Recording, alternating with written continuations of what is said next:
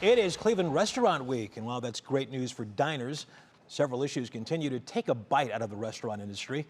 Recently, more establishments have closed, even some once solid mainstays. Neil Fisher reports on the state of the business and what's next.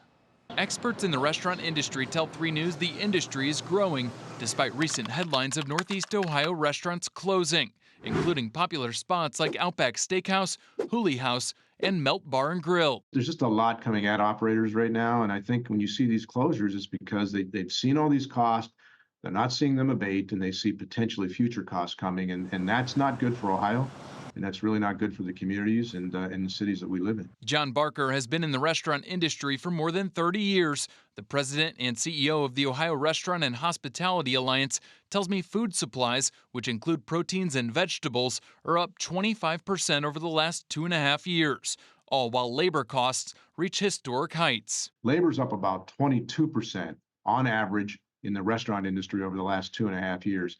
And to put that in perspective, we've not seen those kind of increases in modern history. Barker tells 3 News the future of the restaurant industry is technologically driven, with more restaurants agreeing to do takeout and working with third-party delivery services, also giving customers access to friendly apps and websites to order. It's very difficult for business owners to figure out a way to manage all this and remain open. Not to mention their P&L, or profit and loss statement, which Barker says will turn negative quickly because restaurants cannot sustain increased cost in food and labor while customer traffic is down, ultimately making margins razor thin for owners. If you have anybody in your family or a good friend that runs a restaurant, ask them what the average profit is at the end of the year.